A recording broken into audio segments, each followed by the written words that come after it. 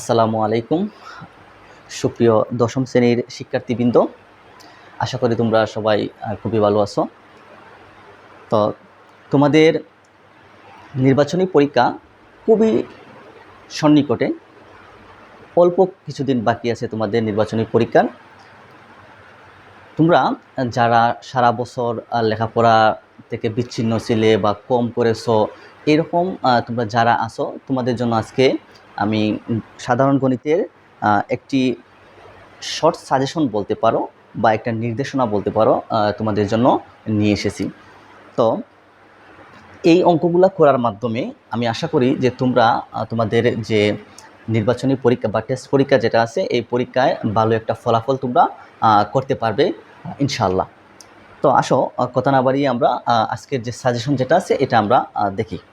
দেখো, তোমরা জানো যে তোমাদের গণিতের 4টি বিভাগ থাকে: বীজগণিত, জ্যামিতি, ত্রিকোণমিতি, পরিমিতি মিলিয়ে একটা বিভাগ, আর হচ্ছে পরিসংখ্যান। তো আমরা প্রথমে দেখি বীজগণিতের অংশ থেকে কোন কোন অধ্যায়গুলো করলে সহজে আমরা পরীক্ষায় আনসার করতে পারবো বা আমরা কমন পাওয়ার নিশ্চয়তা থাকে আমাদের। তো 2025 সালের এসএসসি ব্যাচের জন্য এই বছর আমরা তোমাদের নির্বাচনীর জন্য পরীক্ষার জন্য আমি 3টা অধ্যায় চুজ করেছি। মূলত হচ্ছে এই 3টা অধ্যায় চুজ করার কারণ হচ্ছে যে যারা খুবই দুর্বল, সারা বছর তোমরা ভালো মতো লেখাপড়া করতে পারোনি, তাদের জন্য। দেখো, প্রথমত হচ্ছে তোমাদের অধ্যায় 2, অর্থাৎ সেট ফাংশন অধ্যায় যেটা আছে। এই সেট ফাংশন অধ্যায় থেকে উদাহরণ হচ্ছে তোমাদের, দেখো উদাহরণ হচ্ছে 23 এবং 25, এই 2টা উদাহরণ, এবং অনুশীলনীর যে 16 নং অঙ্ক যেটা আছে, এই অঙ্কটা যদি তোমরা করো, ভালো মতো যদি করো, আশা করি এই অধ্যায় থেকে যে অঙ্কগুলো আসে, এই 3টা অঙ্কের নিয়মে অঙ্কগুলো আসে। আর আমি এটা আশা করি যে তোমরা যদি এই অঙ্কগুলো করতে পারো ভালো মতো, তাহলে এখান থেকে তোমাদের এই অধ্যায় থেকে প্রশ্ন আসলে এই নিয়মের অঙ্কগুলো আসবে ইনশাল্লাহ। এরপরে যে অধ্যায়টা আছে, দেখো তোমরা যে অধ্যায় 4, অর্থাৎ এই সূচক এবং লগারিদম। সূচক এবং লগারিদমের 4.1 এবং 4.2 এর এখানেও অল্প কয়েকটি অঙ্ক করলে আমরা শতভাগ কমন পাওয়ার নিশ্চয়তা থাকে যদি এই 4 অধ্যায় থেকে আমাদের প্রশ্ন আসে। দেখো, 4.1 এর আমাদের অনুশীলনীর যদি আমরা 14 নং অঙ্কটা করি, 21 এবং 22, এই 3টা, শুধুমাত্র এই 3টা অঙ্ক, 14 নং অঙ্কটা আমরা করি, 21 নং অঙ্কটা আমরা করি, এবং হচ্ছে 22 নম্বর। এই যে আমরা 3টা অঙ্ক যদি আমরা 4.1 এর করে ফেলি আমরা, তাহলে ইনশাআল্লাহ এই অধ্যায় থেকে প্রশ্ন আসলে এই নিয়মের মধ্যেই পড়বে। আর 4.2 এর হচ্ছে শুধুমাত্র 5 নং যে অঙ্ক যেটা আছে, এই অঙ্কটা করলে আমাদের 4 অনুশীলনে কভার হয়ে যাবে ইনশাআল্লাহ। এরপর আমরা দেখি 13 নম্বর অধ্যায়। তোমরা জানো 13 নম্বর অধ্যায়টা হচ্ছে ধারার পাঠটা। তো এখানে সসীম ধারা এবং অসীম ধারার যে পাঠটা আছে এটা। তো এই অধ্যায়ে আমরা 13.1 এর আমরা প্রথমত দেখতেছি যে এখানে মূল বইয়ের যে অঙ্ক যেগুলো আছে, উদাহরণ বা অনুশীলনী অঙ্ক আছে, এগুলা নিয়ে আমরা আসলে এখানে তোমাদের সাজেশনটা রেডি করেছি। দেখো, তো এই 13.1 এর আমরা যদি 8 নম্বর অঙ্কটা ভেরি ভেরি ইম্পর্টেন্ট, এবং 15 ও 16 এই অঙ্কগুলো যদি আমরা করি, তাহলে ইনশাআল্লাহ এক থেকে যে অঙ্কগুলো আসে এগুলো আমাদের কভার হয়ে যাবে। আর 8.2 সেম 8 নম্বর অঙ্কটা, 16 নম্বর এবং 17 নম্বর, এই 16 17 প্রায় সিমিলার নিয়ম এটা। আর 8 নম্বর অঙ্কটা হচ্ছে ভেরি ভেরি ইম্পর্টেন্ট। যদি আমরা এগুলো করে নেই, ইনশাআল্লাহ আমাদের এখান থেকে কমন পড়বে। তো এই যে 3টা অধ্যায় আমরা এখানে বীজগণিতে অনেকগুলো অধ্যায়, তার মধ্যে আমরা এই যে 3টা অধ্যায় চুজ করেছি। আমি আবার বলতেছি, এই অধ্যায়গুলো শুধুমাত্র হচ্ছে যারা খুবই দুর্বল তাদের জন্য এগুলা। আর যারা তোমরা এ প্লাস প্রত্যাশী আসো, ভালো রেজাল্ট তোমাদের আশা, তারা কিন্তু এগুলোর সাথে 3 নম্বর অধ্যায়টা যুক্ত করতে পারবে, এবং 11 এবং 12 নম্বর, এটা 6টা অধ্যায় করলে তোমাদের ইনশাল্লাহ এখান থেকে শতভাগ কমন পড়বে।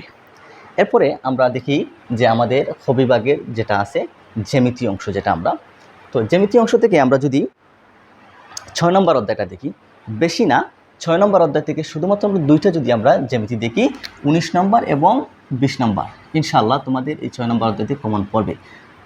7 নম্বর অধ্যায় থেকে আমাদের যে ব্যবহারিক জ্যামিতি আছে, এখান থেকে উদাহরণ 2, 7.2 এর অনুশীলন হচ্ছে 18 নম্বর এবং 19 নম্বর জ্যামিতি।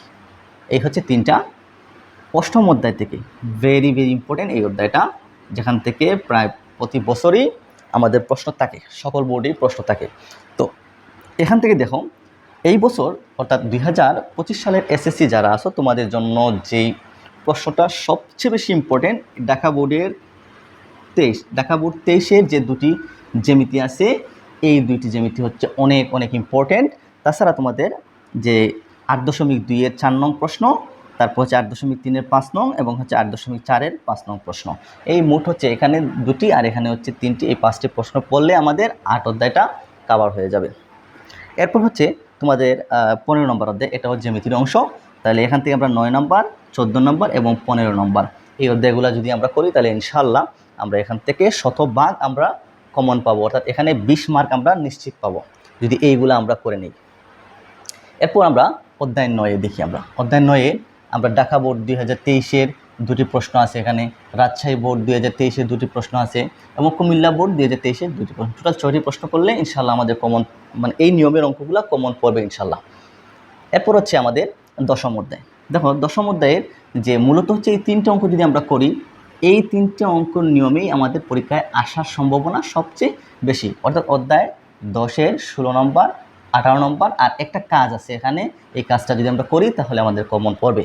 আর এছাড়া তোমরা প্র্যাকটিসের জন্য Jessore board, Comilla board, Rajshahi board, Barisal board অর্থাৎ 2020 সালের এই 4টা বোর্ডের প্রশ্নগুলা ভালো মতো প্র্যাকটিস করবে। সর্বশেষ আমাদের হচ্ছে গ বিভাগ, অর্থাৎ আমাদের যে পরিসংখ্যান বা তথ্য উপাত্ত যে পাঠটা যেটা আছে, এই 17 নম্বর অধ্যায়টা আমরা এখান থেকে মূলত হচ্ছে তোমরা যদি গড়, মধ্যক, প্রচুরক এই 3টা বিষয় আর হচ্ছে তোমাদের অজীব রেখা আর বহুভুজ, এই টোটাল 5টা নিয়ম যদি দেখো তাহলে শতভাগ তোমরা পারবে। এখানে আমি দেখো দুটি বোর্ড লিখছি, একটা হচ্ছে ঢাকা বোর্ড 2023-এর দুটি প্রশ্ন আর হচ্ছে সিলেট বোর্ড 2022-এর একটি প্রশ্ন। এই 3টা প্রশ্নের মধ্যে আমাদের গড়, মধ্যক, প্রচুরক, তারপর হচ্ছে অজীব রেখা এবং বহুভুজ, এই টোটাল 5টা বিষয় আছে।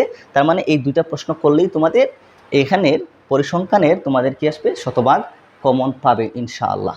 তো আজকে এই পর্যন্ত, আশা করি তোমরা এগুলা অনুশীলনের মাধ্যমে ভালো একটা রেজাল্ট করতে পারবে।